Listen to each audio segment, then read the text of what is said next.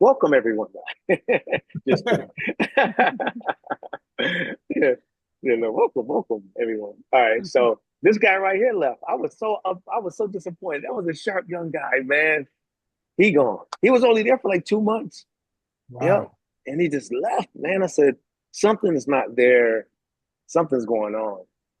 That the men are saying, I don't want to be a part of this. So, and Tanya, that's Tanya right there. She's leaving. Yeah. So with the Steelers thing on. And then Janae right there in the back, I think she may have a potential to become that person that steps up and takes Tanya's spot. And I hope she does because we work well together. So we'll see. So let me go through these slides a little bit. Okay. I kind of shared this with them. I'm going to share it with you. Keep in Okay. mind, this is kind of like the beginning. I'm going to do a separate video highlighting a lot of the little things that I kind of know because of my work in the industry that you may not know, so that as you're having these conversations with folks. So I would ask you if you can, I'm not going to go long, but if you can maybe have a pen in the pad, because there's some things I'm going to share that I want you to at least to think about, maybe look up, Google.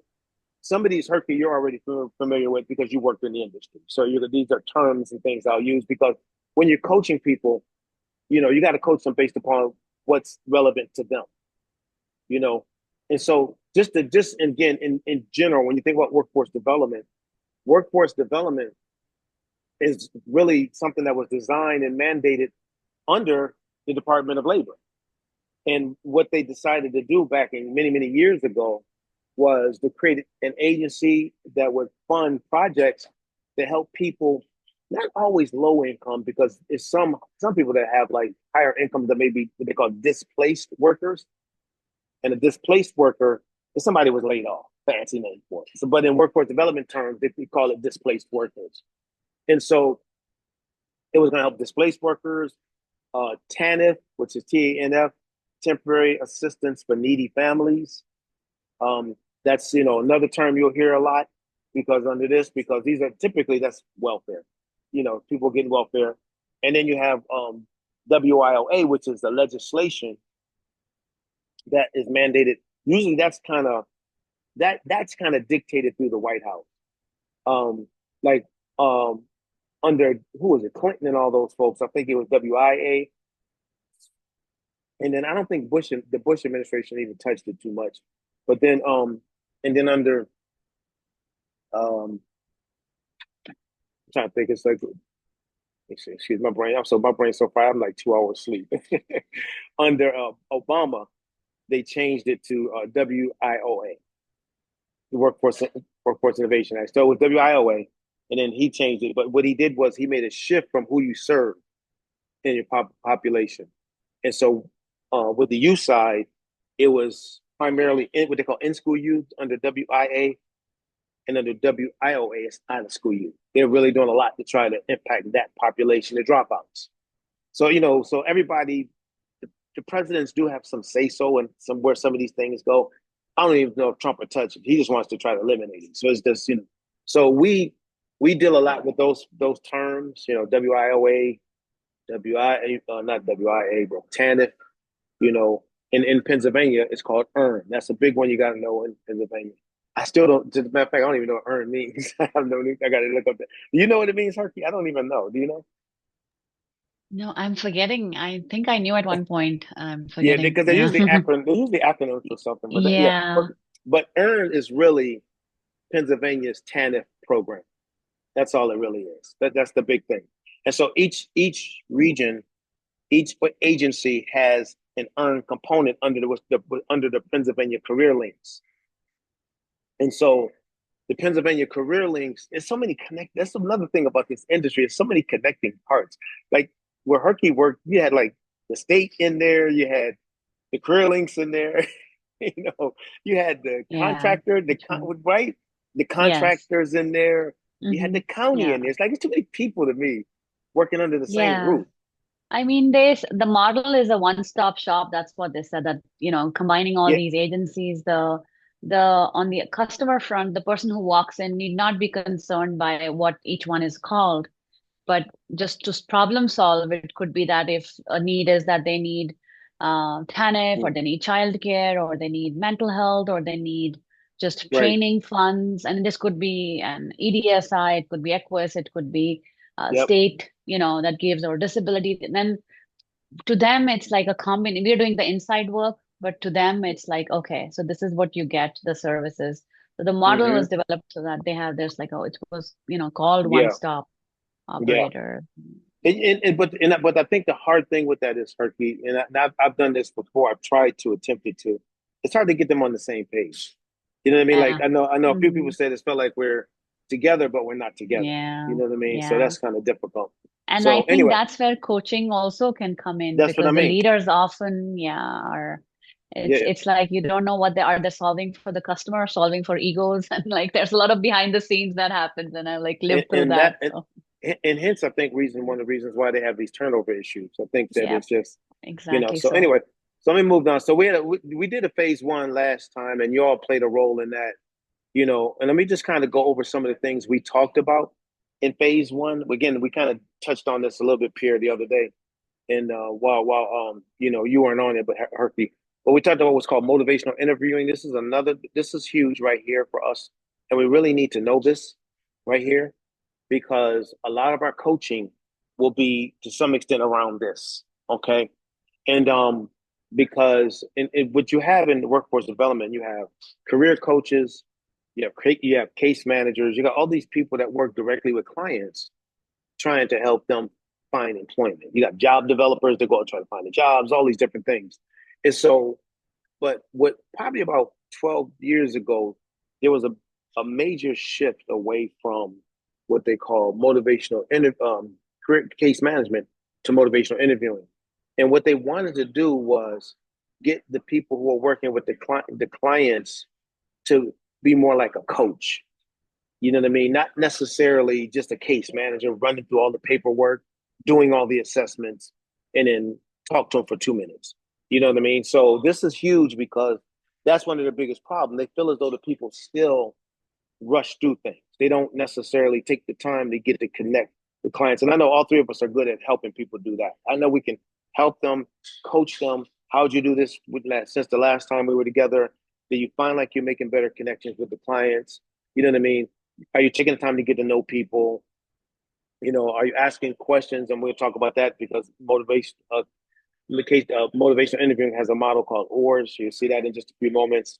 And so we want to make sure that they master this. And then that last sentence right there is huge, where it says helping eliciting behavioral change by helping clients explore and resolve ambivalence. All ambivalence is contradictory ideas. You know what I mean? And I grew up in poverty. I understand that very well because you can get your head locked in to stuff that's way off in left field that's not even true.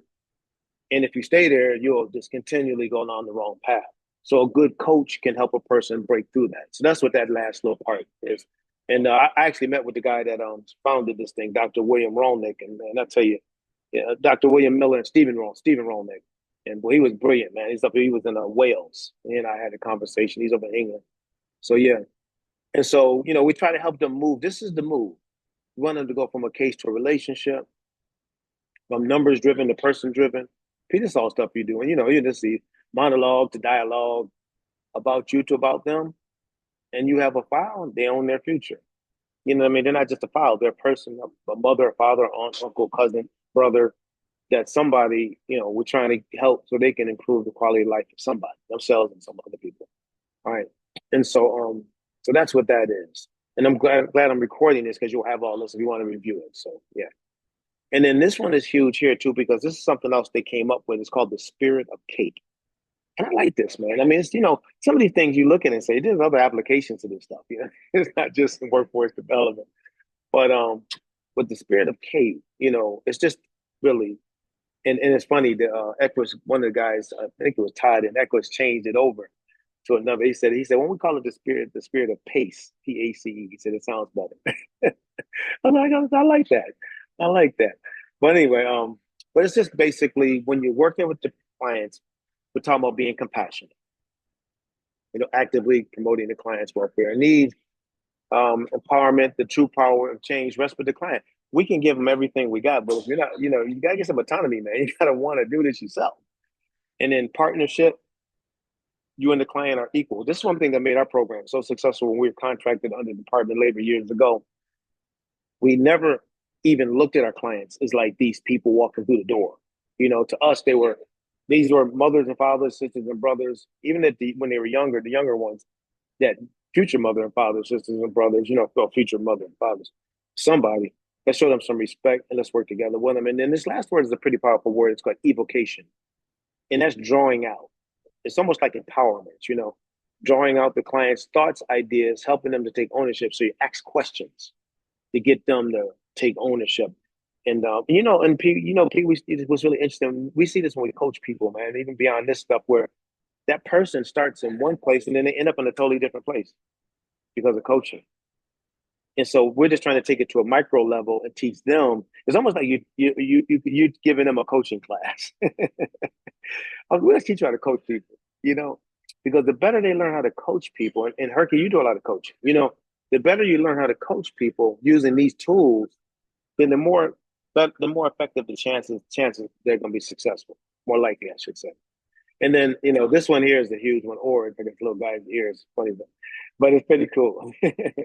But with ORs, it's just all it is an acronym for open-ended question, acrostic, whatever. Affirmations, reflective listening, and summarizing. Something that we all should do. Like Pete, man, that story you shared, man, that moved everybody. They were so moved. They were moved, man. They were moved. And really, all it was for you was making a shift in the way you interacted with your son. And so you interacted with them and you showed them that you're human. And a lot of times people don't want, they see you like in this field and they think, well, you don't understand my problems. You don't understand. And as we always said, you said it the other day in your grade, we all got problems. Everybody has problems. Herky, you don't have any problems, do you? You're good, right? Herky said I'm problem free. Oh man. I wish. No. She said, I wish. I wish too. We all got problems, man. As a matter of fact, they pop up sometimes. You didn't even ask for them. They're like, yo, I'm here today just to hang out with you a little bit. I didn't actually hang with me, but my problems. So, but it is what it is. It's called life, you know. And somebody was saying the other day, when somebody said something, I don't know who it was, maybe in UP, I don't know, but it may be a minister. I think this minister said it. He was preaching. He had a really good message at the church we attend. He said the young folks said, he said the thing about life is you always like it. you know, he said the thing about life is you always like it. They're right. I like how these young people come up with things like that. Like we always lifing. One moment we up, the next moment we're down. One moment we're excited, the next moment we're frustrated. It's just life. And so we know, knowing that, we want to help them understand that clients walk through the door with that.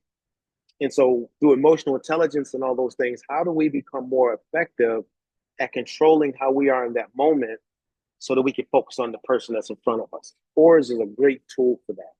All right. And so I'm not going to spend much time on this, but open-ended questions is what we know, questioning people, talking to them and getting them to respond.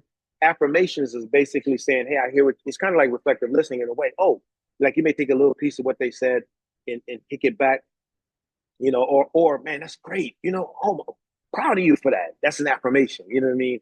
And then reflective listening, kicking back to them and then summarize. Okay, so the day we talked about XYZ, it shows that person, we want them to understand, it shows that person that you heard what they said. Because a lot of times with the TANF populations, they don't think you do. They think you're just looking at them as a number. You don't care about me. But when you can reflect on, um, that you'd have, So I remember, like for instance, I'll give an example. When we ran our programs years ago, I didn't have access to all this years ago. But we were always good at people because I'm a people person. So I trained my team on how to deal with people. I remember when this one young lady named Kim that was in our adult program, and she had two or three boys, no, two boys and a girl. And she said, coach, she said, I don't know, I'm getting it, but I'm having a hard time getting them to get it. And I said, well, what's going on? She just started breaking it down. And we had just gone through a vision board training. So she loved it. And she said she took the vision board home and she said the children was really into it, but they didn't understand it. I said, let me ask you a question. This is going to seem really strange and you can say yes or no. I said, you think I can come over for a few to meet your kids? She's like, you would do that? I said, yeah, I would. Absolutely. And so I said, I want to come during dinner time because I know you're a good cook, right? She said, yeah, good, good, good. I said, good. And so I showed up because why I heard her. I heard what she was saying. And then when we were there, the kids were surprised because they had heard about me. They like, man, Coach D showed up. He here. Like, yeah, man. Your mom told me some great things about y'all. And then I saw the vision board. I said, let me tell you what we're doing with your mom with that vision board. Y'all part of this. I said, see, mom trying to do some things, man. And she needs you on her side. She taking this family somewhere, just like my mother took me somewhere. I'm here today because my mom had a vision, just like your mom got one on that board. And here I am. I'm a college graduate, father, husband, traveled all over the world, doing all kinds of things. Why? Because mom started it. Her oldest son started crying right there, man. Oh, boy out in them streets, man, selling drugs, doing this and that. But he said, I'm dropping. P said, right in the middle of our comment, I'm dropping all of it. Mom, I ain't doing this to you no more. She started crying. He started crying. Man, he turned that family around in 1 year just by having a vision. Everybody got back in school, got focused, you see. But if I didn't hear her, I would have known to respond that way. So it's just little things like that. Now, I don't tell the people I'm coaching to go to people's homes. you know, that's not ah Siri's jumping up. I don't know why she all in my comments. There she goes. All right. So anyway, so this is another one too, and this is a little tricky, but I'm going to explain it the best I can. Every time they sit down with a client, they have to do case notes. Now, case notes are basically what we see them as. They're notes that have to be taken and basically are narratives of the conversation that they had with the client, their plans, their progress, and all that kind of stuff, right? And so these are huge because the funders want to see these. So if they've given them whatever dollar amount they're giving them, and they can't come in at any given time and see what's happening with the client, they're asking like, "Where is our money going? What is this for? What are we doing with this money?" You know, and so we want we don't necessarily have to. I've trained them on doing them because I know how to do them, and oh, it says it's going to end in 10 minutes. Whoa, I'm sorry, man, I didn't know that. Whoa, bro. Okay, and so I don't know either. Just 9 minutes. Can you extend it? Yeah. I was supposed to jump back on. Yeah, yeah, okay. And so, and if so, if we go back out, I'll send another link and we'll jump back on. Because it may end. I don't know. So anyway, good case notes reflect our clients, respect for our clients, acknowledge our responsibility, and then on and on. So I just only go for that. So these are just things I talked to them about. And then we talked about difficult people because that's sometimes they have folks that come through the door that are difficult. You know what I mean? They just have challenges. And so we provided them with some tools that be able to handle that. I'm just sharing this with you so you can see what we kind of did in the first phase. They went through a lot of training. We let them know that difficulty is that's not in your organization. Difficulty is everywhere. You know what I mean? It's everywhere. We just got to learn how to deal with it. So, so these are just some tools. We said build rapport, leverage strengths, core values, identify barriers, and motivate clients to show up to the course even when things get hard. Set goals, smart goals, and measure your goals. So that's just another area that we taught them on. And then we talked about team synergy, all right, and how important that is. And all they could talk about was me standing next to Bill Russell. So I get started with this, and they didn't even want, like I don't know what you doing next to Bill Russell.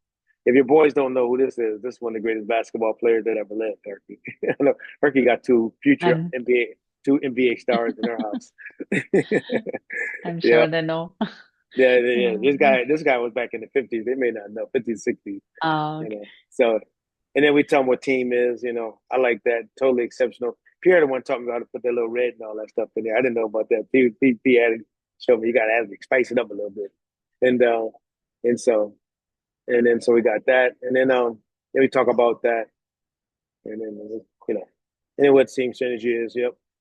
I always tell them it is like what the Eagles had one singular goal that was to win the Super Bowl that day when they played Kansas City. It wasn't three, four different goals. Maybe we will win Super Bowl, possibly. They're like, no, we're gonna win the Super Bowl. So they all did their individual assignments to win that one game. Okay. And so that's that. So that was phase one. And so phase two, let me do this. Hey P, let me do this. It won't take me but 2 seconds. Let me set up another link, and then I mean we're gonna jump out of here. I'm gonna send out a link. I'll send it to you in like 30 seconds. See y'all. Just jump back on, and we can finish up. It's still not gonna be much more than 15 minutes anyway. So all right. So let's jump out of here and jump on that one. I haven't set up in a second. Okay. Sounds good. Okay. Okay.